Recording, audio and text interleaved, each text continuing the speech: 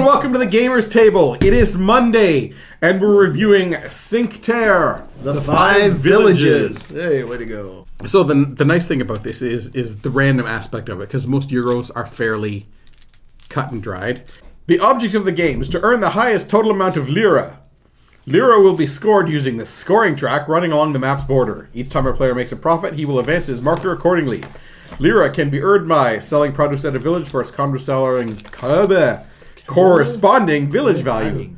Fulfilling produce orders, both in hand and next to the game board. Selling the most produce at a village to become the most popular vendor. There's a little bit of variety in it depending on the roll of the dice at the start of the game for values of the produce and things like that, or maybe choosing where you start. But it's pretty much as soon as you can, grab some produce, get into town, start selling it. This game is a game about selling produce to be the best vendor. It's Eurogame-ish, kind of cube pushery, but not. So there's a lot of random in the setup of this game. So you start up with all the different types of goods, the mushrooms and olives and grapes and tomatoes and oranges and lemons and zucchini and lions and tigers and bears. No, wait a minute. No. But you just randomly put those onto all the different fields. You don't ever set them out the same way. Get different people to do it. Then you roll dice take dice out of the dice bag, and you start putting them in here. And that will tell you the price of every one of these types of goods in the different 5 villages. Yeah, when you go to sell stuff, right. If there is no die of that color there, it's worth 1. Otherwise, it's worth the total of all the dice. Now, you got to remember, even though it looks like that's a good idea, because I could sell that color. Yes. Yeah. I could sell 3 of my zucchini there, and they're worth like a 5 and a 4. They're worth $9 each. I could make a lot of lira if I did that. But there's a thing. A thing, man. There's a thing. There's a thing. Your cart. Every one of these villages has space for all the colors. Your cart. All the colors, 1 each. Each having all the colors represented in here is going to be able to do the deliveries better, which Ken's going to talk out in a minute. Yeah. So if you have the cards and stuff. 3 greens there, that means 3 out of the 10 in that village are going to be green. You're not going to be able to get all the colors there. You're limiting yourself. You never want to sell more than 1 piece of produce to any one village. It's just not a good idea. Right. So there are bonuses for if you do happen to fill up one of these particular rows for a village. So what do you got there? What are the names of the villages? Monterosso, Vernazza, Cornelia, Manarola, and Rio Maggiore. Yes, and some of the ones, I think it was the one in the middle there is actually worth the most at 12. And there's a couple worth 10 and 2 worth 8. So the first person to fill up that row of colors, it could be all the same color or whatever, that's kind of silly, but like Craig said, you want to vary it up, colors, produce. You'll get that bonus. That's how much points it is worth at the end of the game right there. 10, 12, 8. And where you got your order cards here. You get one at the very start of the game. Special one that's kept hidden there. They're still in the bag here. I'm not going to take them out right now and fiddle around with them. But each village has a article or produce or whatever next to it. So you have to get all of those to fulfill that card. And when you do fulfill it, at the end of the game, you'll take the number on it and subtract the prices. Whatever the prices of that produce for each market there, and that's how much the card will be worth at the end of the game. The other order cards that you can fulfill don't have produce next to each location. It'll be only certain ones. And something like this one here has mushrooms next to Vernazza and zucchini next to Cornelia. And some have 2, some have 3. They vary up like that. I think it's just pretty much 2 and 3. But when you fulfill that, you get the 11 points for it right away. Or it'll add up at the end of the game. Yeah. You'll tally your scores at the end there. But that's pretty much the game. When you do fulfill an order one, you'll take it off the table. You fill your secret one or the one off the table there, and you replace it right away.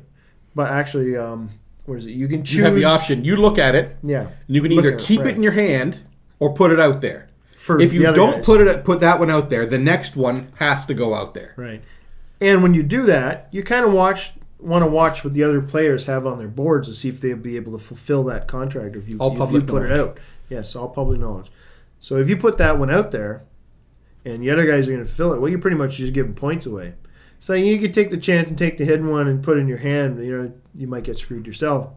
But if you take something and put it on the table, you could put stuff out that the other guys can't fulfill, and so it's might be better for you. And so you're kind of setting up the table better for yourself that way. So, as I mentioned in the overview how to play thing there, you're all going to have your little disc, and it's going to go around this track here. And there's a lot of hand grabbing, a lot of bumping of the board.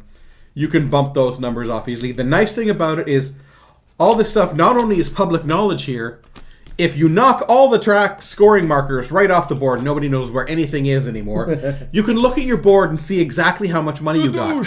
It never changes.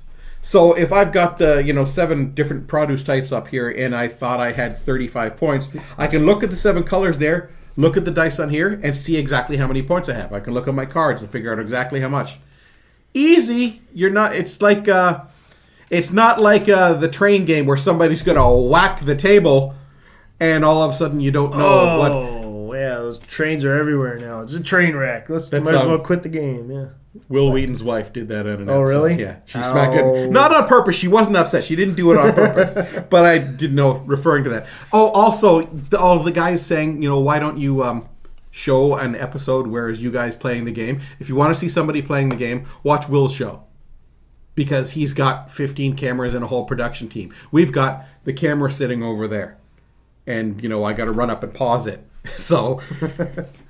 The amount of editing to get a show of us playing a game would be insane, especially with only one camera. Yeah. So the other part of that is what you're going to talk about right now. Oh, it was just the different produce cards here. You got different ones. The fungi, these tomatoes, lemons. Yeah, they're dropping all over the place here. Grapes, garlic, oranges, zucchini, and olives. That's the one I couldn't remember. Those are all the ones. So when you're moving around the board here, you want to kind of be as efficient as possible. So every time you go into the fields, you want to try and pick up, 4, I think, is the max you can 4 have is the on your maximum board. your beat. And try and get that onto your cart before you go into the towns.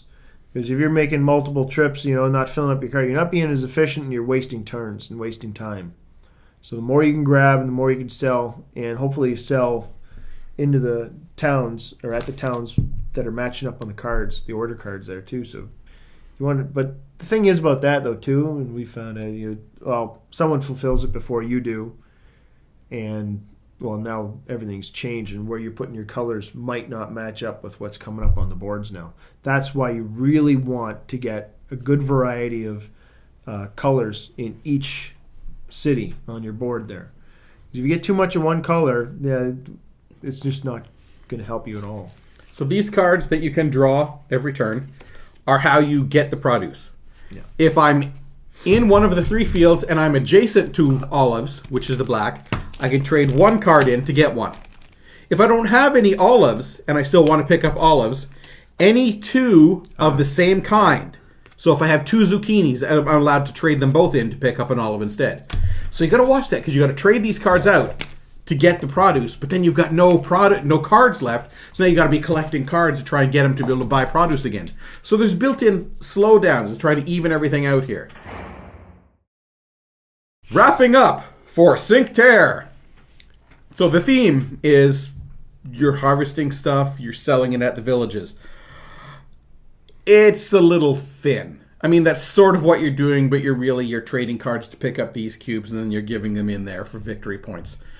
It's a Euro game, so the theme is a very thin veneer. You could make it something else, because nothing is really hinging on that theme, is what I mean. Easy to play. Yeah, we got it pretty simply explained, and away we go. The rule book is not very thick, and a lot of that is really nice pictures and examples of how everything is done. Big setup. Fun to play. It's a Euro. So if you're in the mood for slow gameplay with not a lot of player interaction, not a lot of douchebaggery, though with the fulfilled order cards, there is some. because you know, oh, he's going to be able to fulfill that order. I'll get to it first. Ha ha ha. But if you haven't got the stuff, you can't do that. So you're very limited. So it is there. There's a little bit more. So it's not multiplayer solitaire, which is good. I give Cinque Terre a 6.5. There's nothing extraordinary about it. It looks pretty. It's a good quality, components and everything like that. Good quality of components. And the gameplay, it changes up a little bit, depending on the cards that are out there, how people play, just trying different strategies. Well, maybe if I just try and fill up an entire row and go for the bonus cards, at one town, or try and get a good variety in each row or each town as soon as possible, something in each town, so you got at least something to work with. There's strategies like that you can work with. Hoarding cards, you can kind of hoard a little bit, but it's not really a fairly big deck. You don't really want to do that though, because you'll get left behind. And well, if you're hoarding cards, you're also not buying any produce. Yeah, exactly. So, well, yeah, you just be going around and just sitting in one spot. There's really no point to it at all in this game. So, there's little ways of changing it up, but not a lot. And I enjoy it, but not something I'd see myself playing a lot of. But I wouldn't say no if somebody requested. I'd say, yeah, okay, sure, fine. For Cinque Terre, I'm just going to give it a 6.5. It is pretty average. It's pretty much a Euro. Not a lot to it. There's a little bit of variety in it, depending on the roll of the dice at the start of the game for values of the produce and things like that, or maybe choosing where you start. So that's it for this episode of the Gamers Table. Tune in next time. See, I didn't say next week. I would love to say next week, but next time. Same game time, same game channel. No, it's not the same game time, unfortunately. But no, not quite. Yeah. As soon as possible, we'll get another episode up for you, and we will see you because that's what we do. Well, I just totally screwed up the ending, but hey. Yeah, whatever. We're having some technical issues and stuff like that, and whatever. So they're not coming out as often as we'd like. Yeah. Or maybe you like. Hopefully.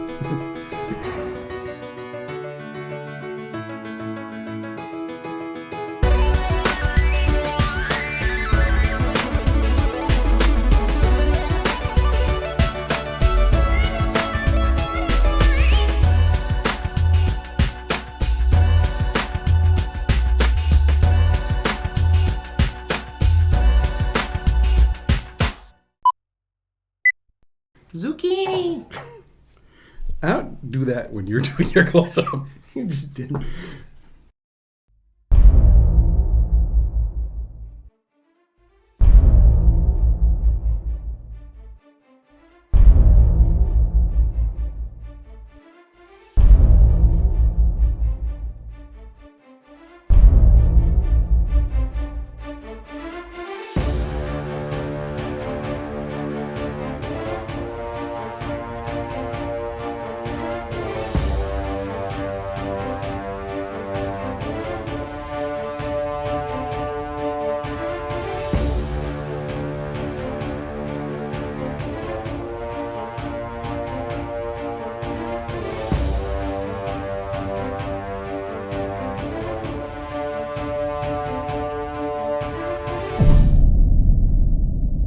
It's one small step for man,